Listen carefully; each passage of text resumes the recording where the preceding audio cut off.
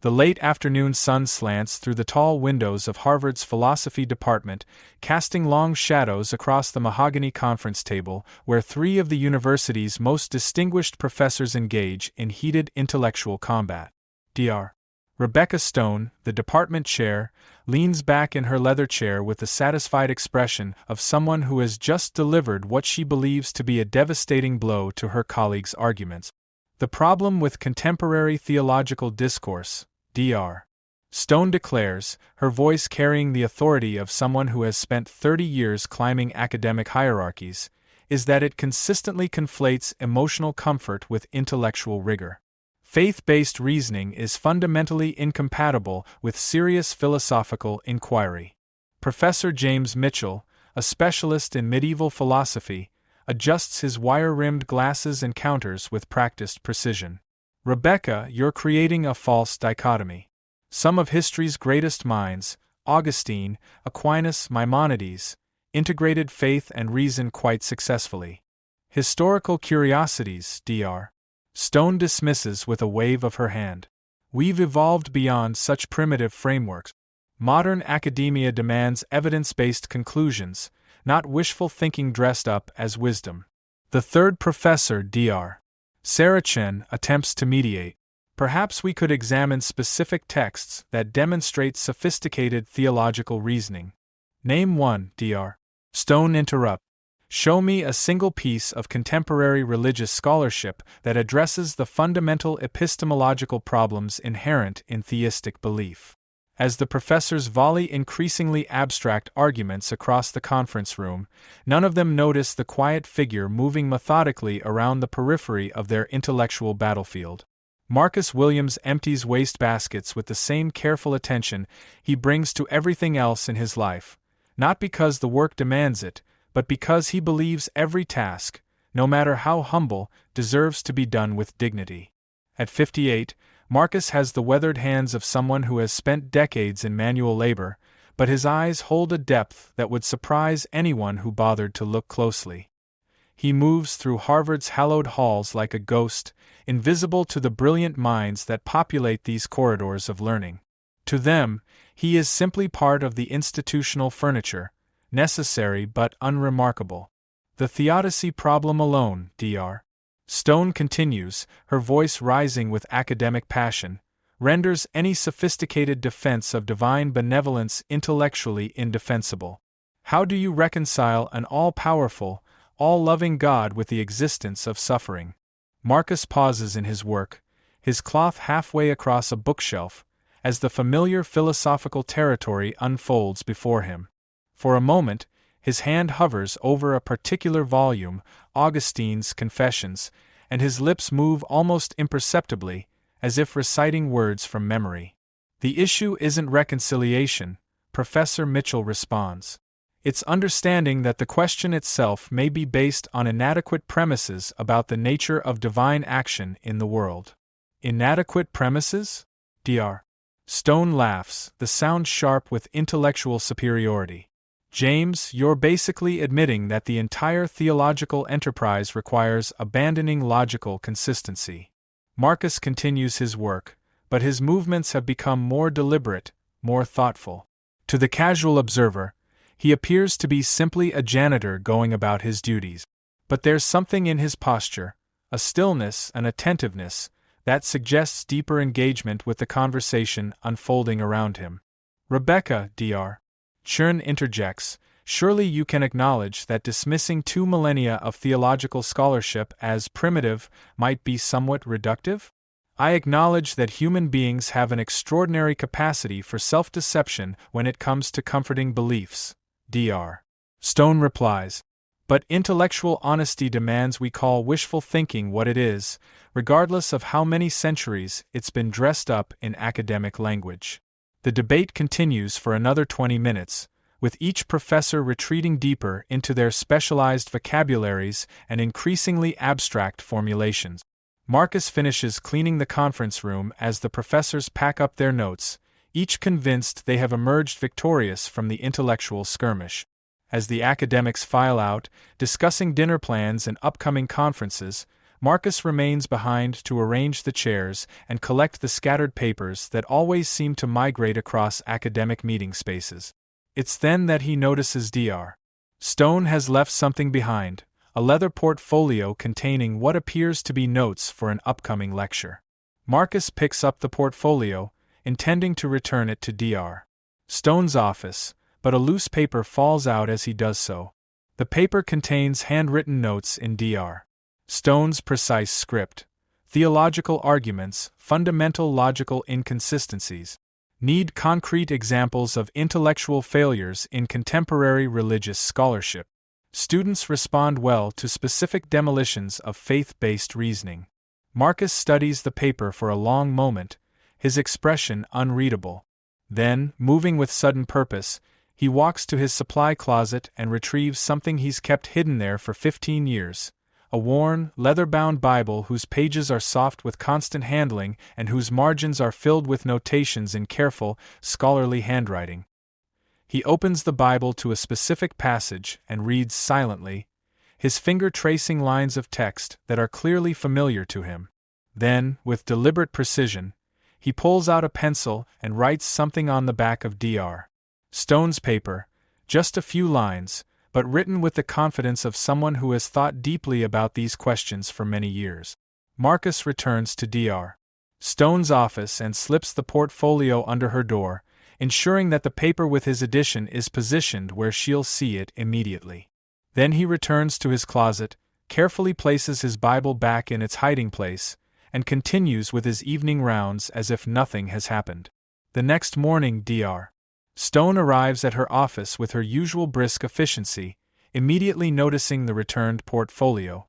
She retrieves her notes, glancing at them to ensure everything is in order for her lecture. But as she reads, her expression changes from casual attention to intense focus. Written on the back of her paper, in handwriting that is clearly not her own, are 4 lines that address the exact theological problems she had outlined. The question assumes God's goodness operates within human moral frameworks. Augustine, God judged it better to bring good out of evil than to suffer no evil to exist. Suffering as privation rather than positive reality. Consider, omnipotence includes the power to self-limit for the sake of genuine relationship. Dr. Stone reads the notation 3 times, her academic mind immediately recognizing the sophistication of the response. This isn't the work of an undergraduate or even a graduate student. The handwriting shows familiarity with complex theological concepts and demonstrates exactly the kind of intellectual rigor she had claimed was impossible in religious scholarship. But who could have written it? The only people with access to her office after hours would be security and custodial staff. The idea that such insights could come from that quarter seems absurd to Dr. Stone, whose entire worldview is built on the assumption that intellectual authority correlates directly with academic credentials. She examines the handwriting more closely, noting its careful formation and scholarly style. Someone with significant theological training had access to her private notes and felt compelled to respond to her characterization of religious thought. The implications are both intriguing and disturbing to someone who has built her reputation on being the intellectual superior in any room she enters. Dr. Stone sits in her office chair, staring at the mysterious notation as a question she has never had to consider begins to form in her mind. What if profound wisdom exists in places she has never thought to look? The morning sun streams through her office window, illuminating the handwritten response that has already begun to challenge 15 years of carefully constructed assumptions about where intellectual authority resides and who is qualified to engage in sophisticated theological discourse. For the first time in her academic career, Dr. Rebecca Stone finds herself intellectually curious about someone whose credentials she knows nothing about. Dr. Rebecca Stone spends the next 3 days unable to concentrate on anything except the mysterious notation. She finds herself pulling out the paper during faculty meetings, staring at the careful handwriting, trying to decode not just the words but the mind behind them. The theological response demonstrates not only familiarity with Augustine but a sophisticated understanding of the relationship between divine omnipotence and human agency that would challenge even her graduate students. During her Thursday afternoon lecture on The Failure of Religious Epistemology, Dr. Stone finds herself hesitating before making her usual sweeping dismissals of theological scholarship. The words she intended to speak, about the intellectual bankruptcy of faith-based reasoning, catch in her throat as she remembers the elegant precision of that mysterious response. "Professor Stone?" A graduate student in the front row raises her hand. "You were saying something about the impossibility of sophisticated theological discourse?" Dr. Stone pauses, looking out at the eager faces waiting for her to demolish another pillar of religious thought. But instead of her prepared remarks, she finds herself saying, Perhaps we should examine specific texts before making such broad generalizations." The students exchange glances. This isn't the Dr. Stone they know, the intellectual bulldozer who reduces complex religious traditions to primitive superstitions with surgical precision. That evening, Dr. Stone decides to investigate. She reviews the security logs for her office building, cross-references the cleaning schedules, and begins to construct a timeline of who had access to her note. The list is surprisingly short: 2 security guards, 1 maintenance supervisor, and 3 custodial staff members. Dr. Stone has never paid much attention to the people who clean the academic buildings. They exist on the periphery of her consciousness, necessary but invisible, like the heating system or the Wi-Fi network. But now she finds herself studying their schedules, trying to match handwriting samples from work orders and maintenance requests. It's Marcus Williams who first catches her attention.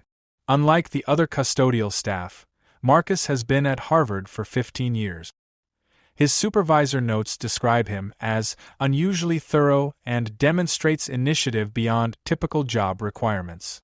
More intriguingly, several faculty members have mentioned in passing that Marcus seems to pay attention to their conversations in ways that go beyond polite interest. Dr. Stone begins what she privately calls Operation Invisible Scholar. She starts arriving at her office earlier and staying later, hoping to encounter Marcus during his cleaning rounds.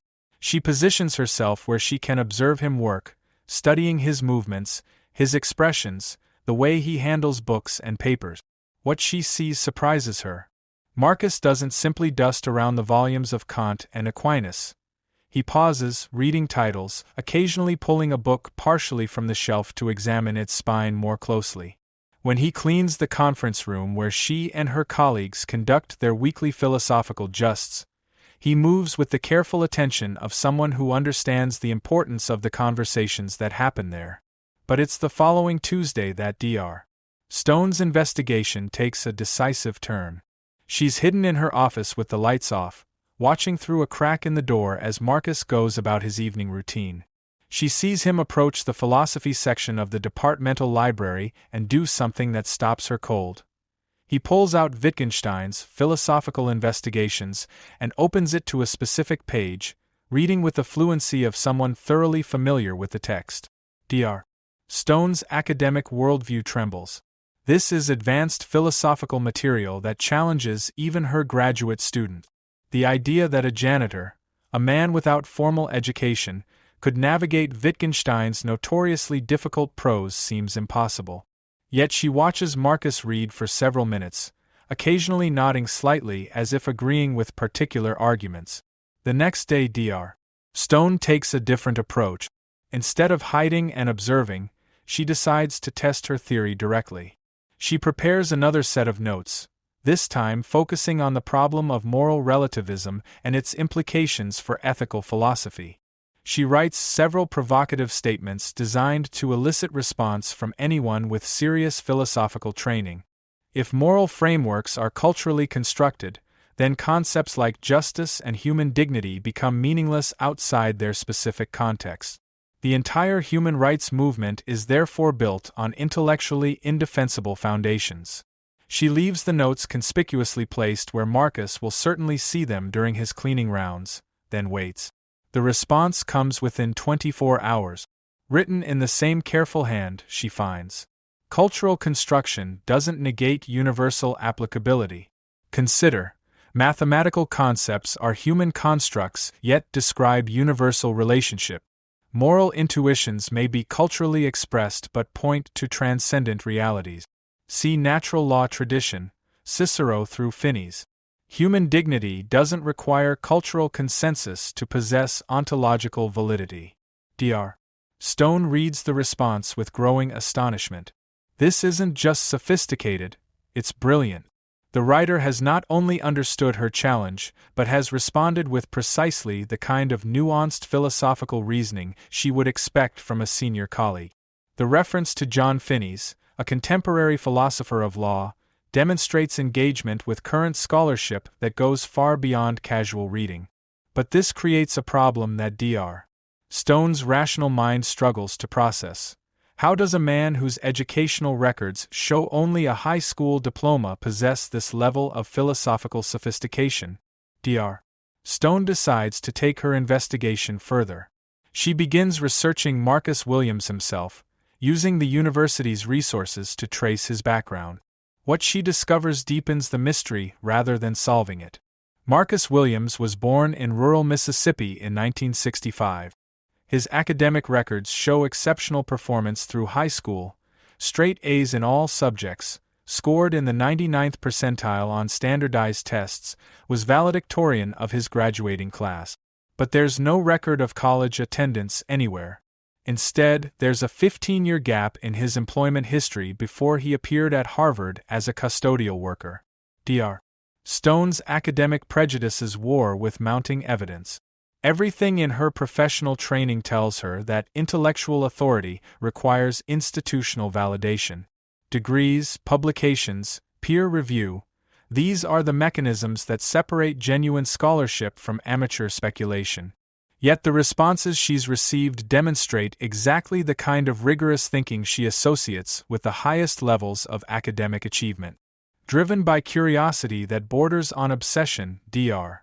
Stone decides to set a more complex trap.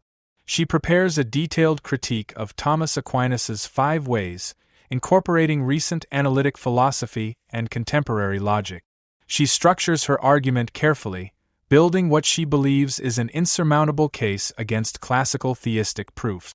It's graduate-level work that would challenge most of her colleagues. This time, she doesn't just leave the notes where Marcus might find them. She arranges to be in her office during his cleaning rounds, pretending to work while secretly observing his every move. Marcus enters her office with his usual quiet efficiency, emptying the wastebasket, dusting surfaces, straightening papers. When he reaches her desk, Dr. Stone sees him pause at her Aquinas critique.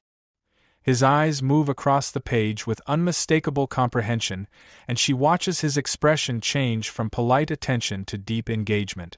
For several minutes, Marcus stands motionless, reading her argument with the intensity of a scholar encountering a serious intellectual challenge. Dr. Stone finds herself holding her breath, watching this man she had previously considered beneath her notice engage with complex philosophical material at the highest level. Marcus finishes reading, sets the paper down carefully, and continues his cleaning routine without any outward sign that he has just absorbed several pages of advanced philosophical argument. But Dr. Stone notices something. As he works, his movements have become more deliberate, more thoughtful, as if he's already formulating his response. The next morning, Dr. Stone finds her answer, not written on scratch paper this time, but typed on university letterhead and placed prominently on her desk. The response is comprehensive, spanning 3 full pages, and demonstrates not only mastery of Aquinas but familiarity with contemporary philosophical developments that most university professors would struggle to integrate. Your critique conflates modern logical frameworks with medieval metaphysical assumptions. Aquinas's arguments aren't syllogistic proofs in the contemporary sense, but explorations of fundamental dependency relationship. The unmoved mover isn't a temporal first cause but the ontological ground of motion itself. Recent work in analytic theology, Plantinga, Swinburne, Craig, has reformulated these insights using modal logic and contemporary philosophy of science. The real question isn't whether these arguments prove God's existence, but whether they demonstrate the rational coherence of theistic belief within a comprehensive worldview. Dr. Stone reads the response 3 times, each reading increasing her amazement. This isn't just competent philosophical writing, it's sophisticated engagement with cutting-edge scholarship that would impress her most accomplished colleague. The integration of classical and contemporary sources, the precision of argumentation, the familiarity with technical philosophical vocabulary, all point to someone with advanced training in philosophical theology. But according to every official record, Marcus Williams is a high school graduate who cleans floors and empties wastebasket. That afternoon, Dr. Stone makes a decision that violates every principle of academic hierarchy she has spent her career defending. She waits in her office until Marcus arrives for his evening rounds, then steps out to confront him directly. "Mr. Williams," she says, her voice carefully controlled, "I believe we need to talk." Marcus pauses in his cleaning, looking at her with the expression of someone who has been expecting this moment for a very long time. "Yes, ma'am," he says quietly. "I suppose we do." These responses, Dr. Stone says, holding up his latest typescript, demonstrate philosophical training at the doctoral level. "I've checked your educational records. You've never attended college." Marcus sets down his cleaning supplies and looks directly at Dr. Stone for the first time in their 15-year peripheral relationship. His eyes hold the calm intelligence she's been discovering in his writing. "No, ma'am, I haven't," Marcus says. "But I've been reading for 30 years. Learning for the love of it. Thinking through the questions that matter." "But this level of sophistication," Dr. Stone protests, "requires formal training, structured study, mentorship." "With respect, Dr.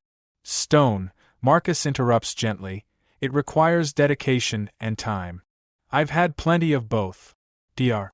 Stone stares at this man who has just overturned one of her most fundamental assumptions about the relationship between education and wisdom.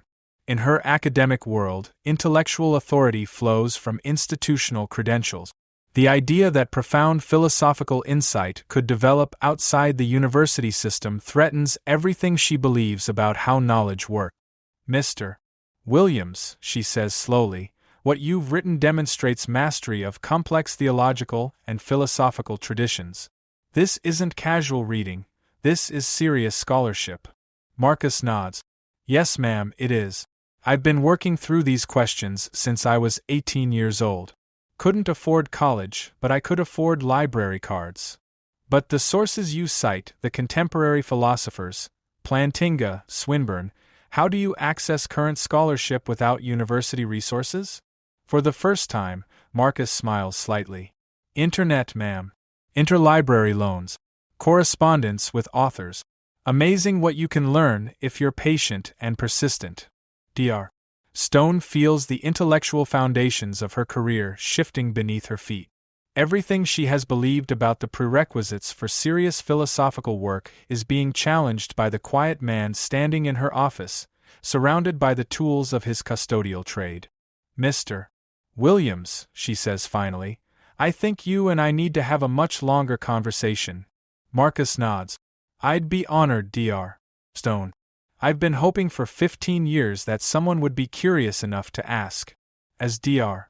Stone looks at Marcus Williams, really looks at him for the first time, she realizes she's not just facing a custodian who happens to read philosophy.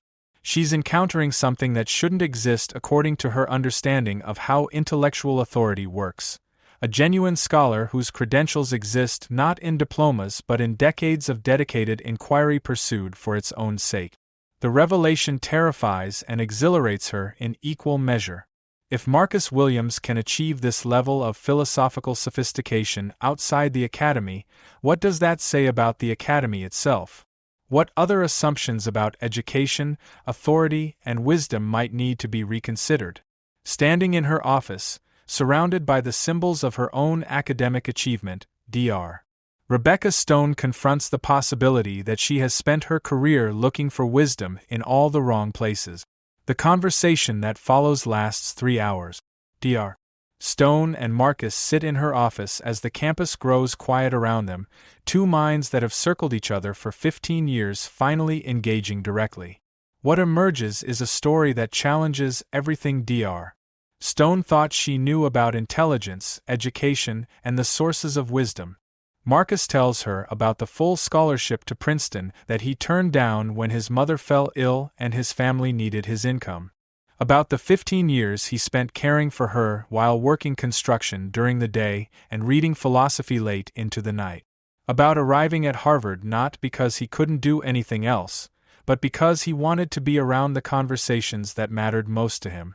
I never intended to respond to your discussions, Marcus explains, his voice carrying decades of careful consideration. But when you and Dr. Mitchell were debating theodicy last month, I realized you were missing Augustine's actual argument. It seemed disrespectful to let such brilliant minds work with incomplete information. Dr. Stone stares at him, her academic worldview continuing its slow-motion collapse. Marcus, what you've described is a PhD-level understanding of multiple philosophical traditions. You could be teaching at any university in the country. Marcus shakes his head gently. Could I? A janitor with no degrees claiming expertise in philosophy? Dr. Stone, you've spent 15 years not seeing me despite my being in your office 3 times a week. Academic credentials aren't just about knowledge, they're about who gets listened to. The truth of his words hits Dr. Stone like cold water. How many times has she dismissed ideas simply because of their source? How many insights has she missed because they came from unexpected places? But before she can respond, urgent footsteps echo in the hallway. Dr. Mitchell appears in her doorway, his face flushed with excitement and frustration. Rebecca, I need your help with something, he says, then notices Marcus. Oh, sorry. I didn't realize you were busy. Actually, Dr. Stone says, making a decision that surprises even her, Marcus might be exactly who we need. What's the problem? Dr. Mitchell looks confused but launches into his explanation. It's the Hartwell Lecture Series. Professor Emeritus Hartwell left a substantial endowment for annual lectures on the integration of faith and reason in contemporary thought. The university accepted the money 15 years ago, but we've never been able to deliver on the lectures because, frankly, none of us can figure out how to approach the topic seriously. He paces nervously. The donors are threatening to withdraw funding if we don't fulfill the terms this year. We need someone who can address sophisticated theological questions while maintaining academic rigor. But everyone qualified is either too secular to engage seriously with faith questions or too religious to maintain scholarly objectivity. Dr. Stone looks at Marcus, seeing him clearly for the first time. What if I told you I knew someone who could deliver exactly that kind of lecture? You do. Dr. Mitchell's relief is palpable. Who? Marcus Williams. Dr. Mitchell's expression shifts from hope to confusion to barely concealed disdain. Rebecca, I realize you're committed to diversity initiatives, but this isn't a job fair. We need serious academic credentials. James, Dr. Stone interrupts. What if I told you that Marcus has been anonymously solving our most complex theological debates for years? That he can engage Augustine, Aquinas, and contemporary analytic philosophy with more sophistication than most of our faculty? Dr. Mitchell looks between Dr. Stone and Marcus as if one of them has lost their mind. Rebecca, that's impossible. Dr. Stone stands and retrieves the papers containing Marcus's responses. Read these. Then tell me about impossible. As Dr. Mitchell reads, his expression undergoes the same transformation Dr. Stone experienced days earlier. Academic skepticism gives way to surprise, then to genuine intellectual excitement. This is exactly the kind of integration we've been looking for, he admits reluctantly. But the university administration, the donors, they expect someone with proper credentials. They expect someone who can deliver sophisticated academic content. Dr. Stone corrects. Marcus can do that. Marcus, who has been quietly observing this exchange, finally speaks. Dr. Stone, I appreciate your confidence, but Dr. Mitchell raises valid concerns. I've spent 15 years avoiding exactly this kind of attention. Why? Dr. Stone asks directly. Marcus is quiet for a long moment. Because I was afraid, he says simply. Afraid of being seen as pretentious. Afraid of people thinking I didn't know my place. Afraid of claiming authority I hadn't earned through proper channels. But you have earned it, Dr. Stone insists. 30 years of dedicated study, decades of wrestling with the deepest questions human beings can ask. That's worth more than any diploma. Dr. Mitchell clears his throat. If Marcus were willing, and if his lecture meets academic standards, the university might consider it. But it would be unprecedented. The moment of decision arrives with startling clarity. Marcus looks at these two professors, representatives of the academic world that has existed parallel to his life for so long, and realizes that his choice is not about credentials or recognition.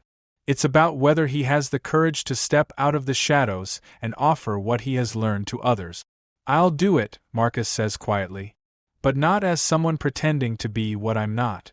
I'll speak as a janitor who reads, a working man who thinks, someone who has found wisdom in unexpected places. 2 weeks later, the university's largest lecture hall is packed beyond capacity. Word has spread about the unprecedented Hartwell Lecture, Wisdom in Unexpected Places, Faith, Reason, and the Democratic Nature of Truth, to be delivered by Harvard's head janitor. Marcus stands at the podium in his best suit, holding the worn Bible that has been his companion for 3 decades. He looks out at an audience that includes distinguished faculty, curious students, skeptical administrators, and a few fellow custodial workers who received special invitations.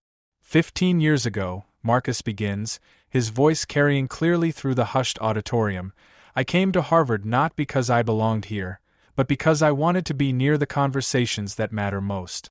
I've spent those years listening, learning, and thinking about the relationship between academic knowledge and lived wisdom. He opens his Bible, its pages soft with handling. This book has taught me that truth often comes from unexpected sources, shepherds announcing the divine to scholars, fishermen confounding philosophers, the last becoming first. Today, I want to suggest that our academic institutions might learn something important from this ancient wisdom. For the next hour, Marcus weaves together insights from classical philosophy, contemporary theology, and his own experience as someone who has pursued learning outside traditional academic structures. He addresses the relationship between faith and reason not as abstract concepts but as lived realities that shape how human beings navigate existence. His arguments are sophisticated yet accessible, rigorous yet humble. He quotes Augustine and Wittgenstein with equal facility, but grounds his insights in the everyday experience of someone who has spent decades thinking while working with his hands. When he finishes, the auditorium sits in profound silence. Then, slowly, applause begins. Tentative at first, then building to a sustained ovation that acknowledges not just intellectual achievement but the courage to challenge assumptions about where wisdom can be found. In the question and answer session that follows, Marcus fields inquiries from philosophy professors and graduate students with the same careful thoughtfulness he brings to everything else. His responses demonstrate not just knowledge, but the kind of integrated understanding that comes from years of patient reflection. As the lecture concludes and people begin to file out, Dr.